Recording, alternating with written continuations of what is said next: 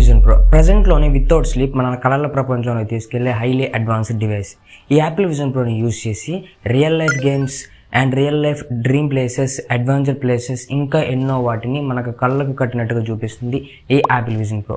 ఈ Apple vision ప్రోని ఒక్కసారి పెట్టుకున్నామంటే ఇక మన కళల ప్రపంచంలోకి అడుగు పెట్టినట్లే, అంత అడ్వాన్స్డ్ డివైస్ అనమాట ఇది. The fascinating world of vision processing is noun as vision pro.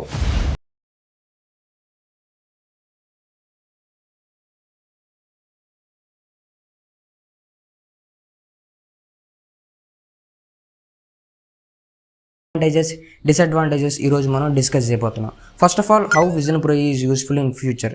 Vision pro అనేది ఎన్నో పాసిబిలిటీస్ ఉన్న కొత్త ప్రపంచాన్ని క్రియేట్ చేస్తుంది అనమాట, విత్ ఇంటర్పీరెంట్ ఆఫ్ అనలైజింగ్ విజువల్ డేటాతో. ఎగ్జాంపుల్గా చెప్పాలంటే, నేను ఏదైనా థాట్ కానీ థింకింగ్ కానీ చేసినా కానీ ఈ విజన్ ప్రోలో దాన్ని కళ్ళకు కట్టినట్టుగా చూపిస్తుంది. నేను ఏదైనా ఇన్వెన్షన్ తయారు చేసినా కానీ దాని డెమోని మన కళ్ళకు కట్టినట్టుగా చూపిస్తుంది. అండ్ చేంజెస్ కూడా చేసుకోవచ్చు, అది ఎలా ఉంటుంది కూడా చూపిస్తుంది అనమాట. అంటే విజన్ ప్రో ద్వారా మనం ఎలాంటి దాన్ని అయినా క్రియేట్ చేయొచ్చు అండ్ ఎలాంటి దాని గురించి అయినా తెలుసుకోవచ్చు. ఈ విజన్ ప్రోని ఫ్యూచర్లో ఎన్ని సెక్టార్స్లో యూజ్ చేస్తారంటే, health care, manufacturing, transportation, film and direction, ఇలా చెప్పుకుంటూ పోతే చాలా సెక్టార్స్లో ఈ విజన్ ప్రోని యూజ్ చేస్తారు. ఎగ్జాంపుల్గా మెడికల్ సెక్టార్లో అయితే ఈ విజన్ ప్రో చాలా యూజ్ అవుతుంది. ఎన్నో కాంప్లికేటెడ్ ఆపరేషన్స్లో కూడా చాలా బాగా యూజ్ అవుతుంది. రీసెంట్గా న్యూఢిల్లీలోని Pristyn care along with robotics surgeons vision ప్రోని యూజ్ చేసి హిస్టరీని క్రియేట్ చేశారనమాట. ఎలా అంటే, ఒక కాంప్లికేటెడ్ ఆపరేషన్ చాలా ఈజీగా ఈ విజన్ ప్రో ద్వారా సక్సెస్ఫుల్ చేశారు. అండ్ అలానే కాకుండా బ్రెజిల్లో కూడా ఒక ఆపరేషన్ని ఈ విజన్ ప్రో ద్వారా యూజ్ చేశారనమాట. సో విజన్ ప్రో అనేది అంత అడ్వాన్స్డ్గా మారింది డాక్టర్స్కి. అండ్ ఈ విజన్ ప్రో స్టడీస్లో అయితే ఇక చెప్పే పని లేదు. మామూలుగా నార్మల్గా మనం ఏదైనా చదివింది గుర్తుపెట్టుకోవాలంటే కొంచెం టైం పట్టిద్ది, బట్ మనం ఏదైనా విజువల్గా చూసింది గుర్తుపెట్టుకోవాలంటే చాలా ఈజీ కదా. సో ఇది స్టడీస్లో అయితే ఇంక చెప్పే పనే లేదు. ఎలాంటి స్టడీ అయినా సరే, అది ఎంత కష్టమైన సబ్జెక్ట్ అయినా సరే, చాలా ఈజీగా మనం ఈ విజన్ ప్రో ద్వారా నేర్చుకోవచ్చు. ఎందుకంటే మనం కళ్ళతో చూస్తాం కదా, సో అందుకు ఈజీగా గుర్తుంటుంది. అంతేకాక ఇది హ్యూమన్ ఎర్రర్స్ని చాలా వాటికి రెడ్యూస్ చేస్తుంది అండ్ రెక్టిఫై చేస్తుంది అండ్ అనలైజ్ చేస్తుంది, మనకి ముందుగానే చెబుతుంది. Disadvantages of vision pro: visual based jobs అనేవి పోతాయి అనమాట. సింపుల్గా చెప్పాలంటే, ఏదైనా టూరిస్ట్ గైడ్స్ వాళ్ళు ఉంటారు కదా, వాళ్ళ జాబ్స్ అనేవి పోతాయి.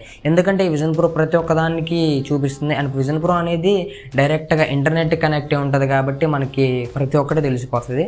సో ఇలాంటి టూరిస్ట్ గైడ్స్ అండ్ అలాగే ఏమైనా విజువల్ డేటాతో బేస్డ్ అయిన జాబ్స్ అనేవి కంప్లీట్గా ఈ విజన్ ప్రో ద్వారా పోతాయి.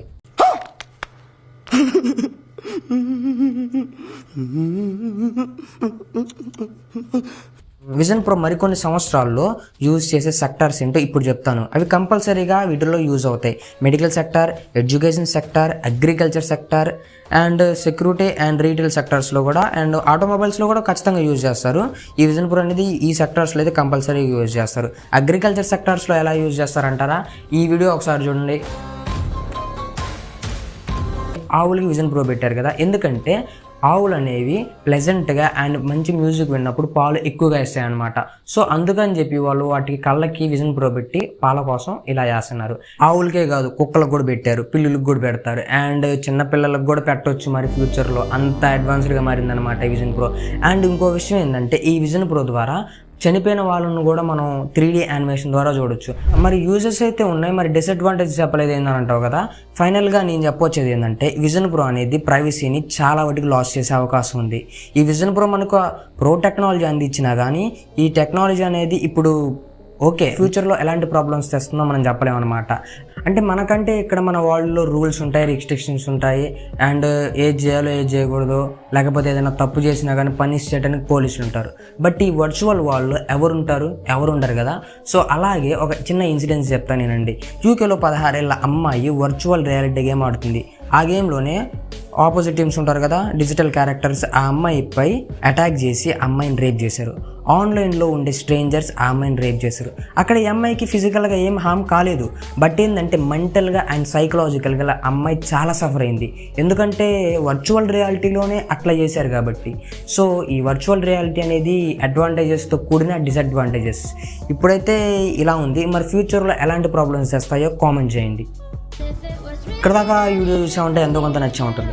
సో లైక్ చేసి సబ్స్క్రైబ్ చేయి, నాకు సపోర్ట్ ఇవ్వు. అండ్ ఇంకొన్ని ఇంట్రెస్టింగ్ టాపిక్స్తో నెక్స్ట్ వీడియోస్తో మీ ముందుకు వస్తాను. అందాక బాయ్. సపోర్ట్ చేస్తూనే ఉండి సబ్స్క్రైబ్ చేయి.